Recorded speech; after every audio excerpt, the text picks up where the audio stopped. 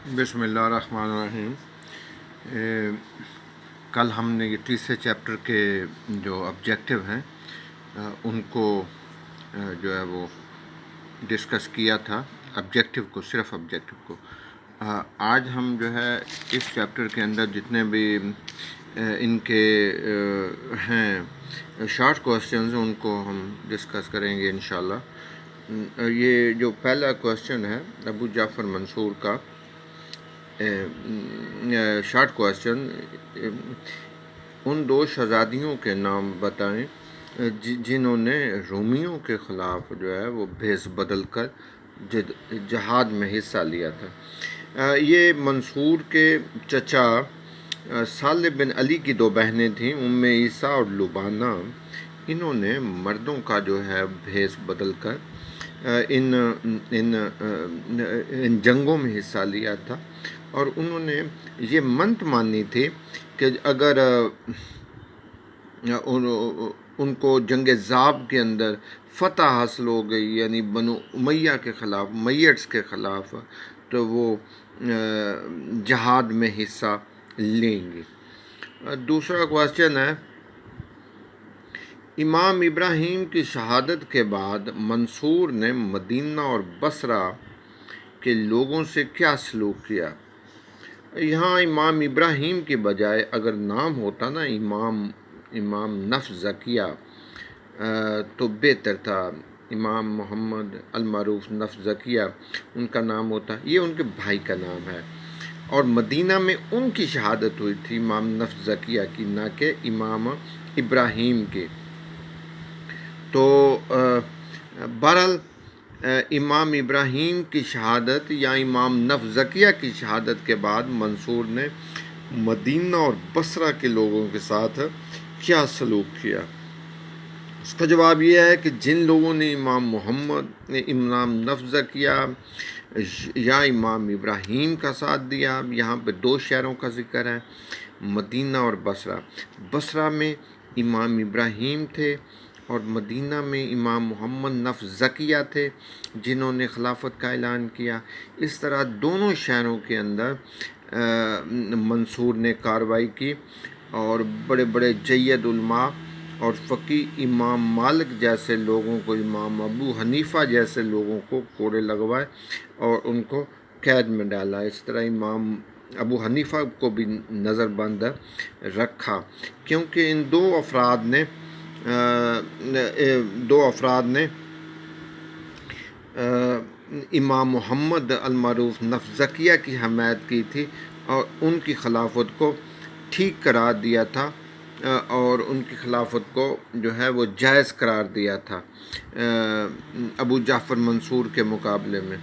تو اس لیے ان دو افراد کے خلاف، بلکہ ان دو شہروں کے خلاف جتنے بھی مخالفین تھے،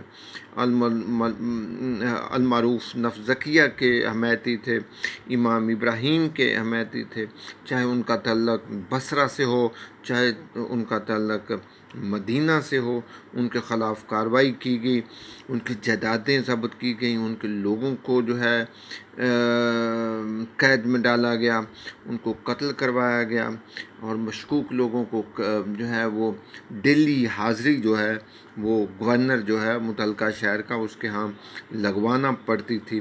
یہ سلسلہ جو ہے یہ ابو جعفر منصور کے بیٹے المہدی کے دور تک جاری رہا۔ تیسرا کویشچن ہے کہ امام محمد نفس زکیہ کو کس نے اور کہاں قتل کیا؟ یہ آپ پڑھ چکے ہیں کہ امام منصور،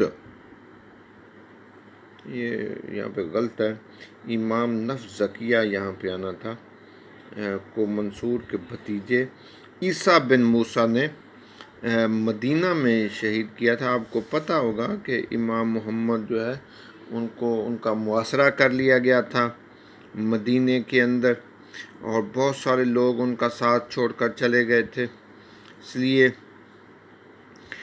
ان کو بہت کم تعداد کے ساتھ جو ہے وہ لڑنا جو ہے ان کو پڑا تھا، اور اس طرح عیسیٰ بن موسیٰ نے امام محمد یہ دیکھیں نا، یہ کتابت کی غلطیاں ہوتی ہیں. یہاں پہ امام محمد آئے گا کو شہید کیا عیسیٰ بن موسیٰ. امام محمد نفس زکیہ کے کتنے بھائی تھے اور ان کے نام بتائیں. یہ امام ابراہیم ہیں، انہوں نے بصرہ میں خلافت کا اعلان کیا تھا. یہ امام ادریس ہیں، یہ کسی طرح جو ہے نا، یہ ان کی اولاد جو ہے وہ افریقہ چلی گئی اور وہاں جا کر انہوں نے مراکش میں، یہ چوتھے بھائی ہیں موسیٰ. یہ امام ادریس جو ہیں، یہ یہاں پہ ذکر ہے. یہ ان کی اولاد جو ہے، ان کی اولاد میں سے عبداللہ بن ادریس وہ چلے گئے تھے افریقہ، اور وہاں پر مراکو کے میں انہوں نے سلطنت ادریسیہ کی ایک آزاد ریاست کی جو ہے وہ بنیاد رکھی. یہ کوشچن نمبر 5 ہے. عبداللہ بن علی نے منصور کے خلاف بغاوت کیوں کی؟ اچھا، یہ منصور کا چچا تھا عبداللہ بن علی، اور اس کے ساتھ وعدہ کیا تھا عبداللہ صفا نے کہ اگر وہ جنگ ذاب کے اندر جنگ جیت جاتا ہے تو اس کو ولی عہد بنایا جائے گا. حالانکہ ایسا نہیں ہوا. عبداللہ صفا نے اپنے بھائی منصور کو جو ہے وہ اپنا ولی عہد بنایا بجائے اپنے چچا کو. تو اس لیے جب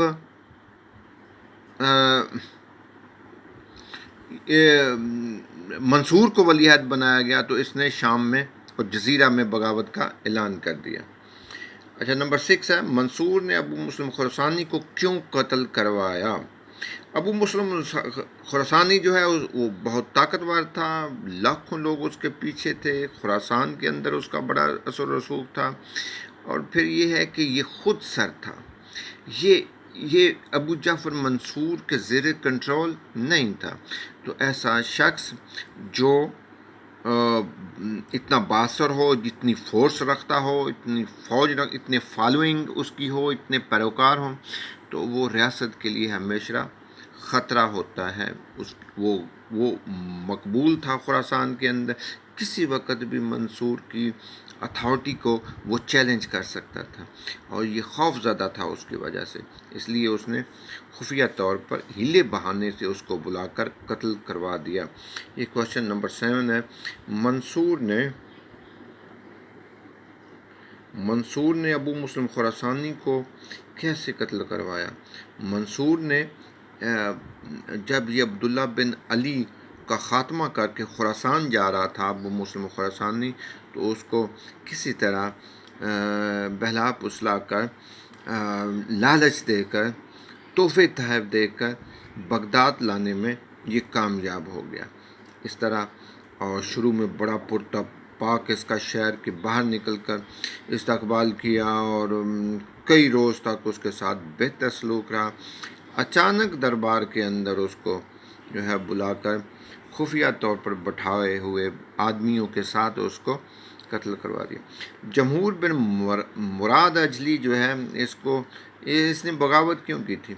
سند بعد ایک شخص تھا خراسان کے علاقے میں، اس نے بغاوت کی تھی، تو اس کو جمہور بن مراد اجلی کو بھیجا گیا.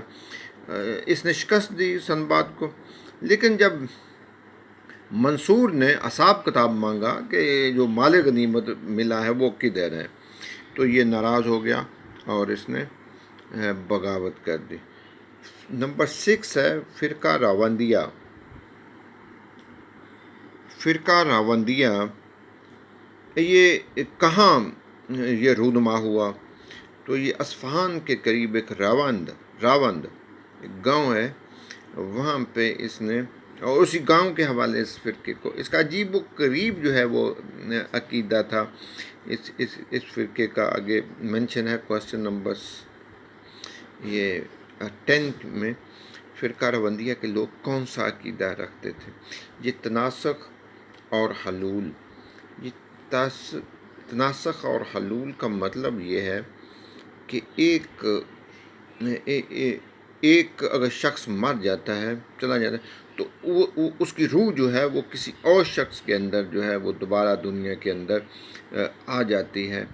تو ان کا عقیدہ تھا کہ حضرت آدم کی جو روح ہے وہ ان کا لیڈر، جو انہوں نے فیک قسم کا بنایا ہوا تھا، عثمان بن فیق میں پلٹ آئی ہے، جب کہ اللہ تعالیٰ نعوذ باللہ منصور اور جبریل اللہ تعالیٰ نعوذ باللہ منصور کی صورت میں اور حضرت جبریل علیہ السلام اس کے درباری حشیم بن معاویہ میں حلول نے کیا ہے۔